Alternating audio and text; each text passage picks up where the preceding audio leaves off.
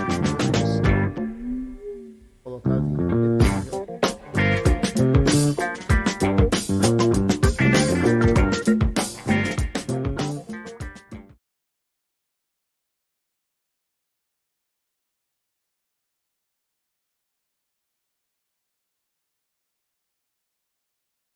Olá, meu nome é Everton Santos e esse é mais um vídeo da série Dicas de Manutenção, onde eu estarei falando a parte conceitual básica de fonte de alimentação para desktops. O primeiro ponto é o seguinte: como funciona uma fonte de alimentação basicamente? Existe a tensão que vem da tomada, que ela é alternada, ela passa pela fonte por uma ponte de retificação e ela libera para o aparelho uma tensão e corrente já contínua. Olha só, é muito comum hoje que os aparelhos já sejam bivolts automáticos, mas em fontes não é raro você encontrar ainda uma chave seletora. Então tome cuidado ao inserir essa fonte na tensão e se preocupar se a tensão lá é 110 ou se ela é 220. Bom, eu tenho aqui um esquema básico de uma fonte de alimentação ATX contendo as cores e as tensões, tá certo? Para a gente dar uma analisada. Essa fonte é um pouco antiga, então eu não tenho aqui ainda o padrão SATA, mas o que eu quero focar é com relação às cores e tensões. O que tiver em amarelo, repare, é 12 volts positivo. Em vermelho, 5 volts positivo. Em preto, é o GND terra. O que acontece? Eu tenho esse P4 aqui, que é muito importante falar, que se ele não estiver preso, não estiver encaixado na placa-mãe, e o processador tiver esse P4 para encaixar, ele não vai receber a tensão de 12 volts, responsável por ele dar o bip, para ele dar o boot, para ele dar o vídeo. Aqui eu tenho um outro ponto importante, que é o P20 ou P20 mais 4, que é onde eu coloco as tensões básicas da placa-mãe. Então observe que para fazer aquele teste que a gente faz sempre, eu coloco no Power On, que é esse verde, com 1 terra.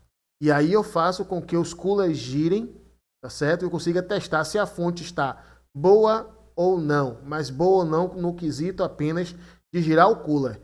Porque esse teste não vai me garantir que todas as tensões estão acontecendo, certo? Normalmente, fontes eu indico para o cliente com pelo menos o dobro do que ele precisa. Então, se ele precisa 240 watts, fazendo a soma do consumo de cada uma das peças que ele estipulou, isso é o ideal, tá, gente? Então, eu dobro e solicito a ele uma fonte com 500 watts real, não nominal. Fontes nominais, elas não têm a eficiência tão interessante. Eu sempre solicito fontes que sejam reais. Então, eu sempre faço isso tendo em vista que a eficiência da fonte é entre 40% e 60%. Então, eu sempre peço o dobro do que é necessário. Então, 250, fonte de 500 real. Para finalizar o nosso vídeo de hoje, eu vou dar explicando conceitualmente como fazer os testes com a fonte. Num próximo vídeo, estarei fazendo todos esses testes na prática. Então, o teste que eu faço inicialmente é o seguinte: pego o multímetro, coloco na escala de continuidade e verifico se o aterramento está apenas no preto. Então, boto um pino no terra e coloco um outro pino em qualquer outro dessas cores aqui. Não pode bipar, porque em tese o terra ele é separado dessas outras tensões.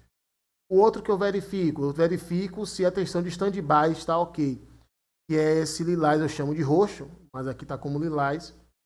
Eu coloco o pino do multímetro, a ponta preta no terra, ponta vermelha no 5 volts e tem que dar 5 volts. Se não der esses 5 volts, a tensão de stand-by não está ok, ou seja, possivelmente a sua fonte não ligará.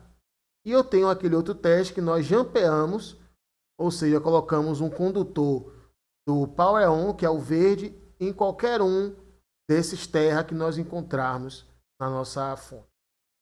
No nosso próximo vídeo sobre fontes, estarei mostrando alguns testes práticos de fonte e explicando o que é PFC ativo e passivo. Espero que essa parte conceitual inicial tenha ajudado e até o próximo encontro.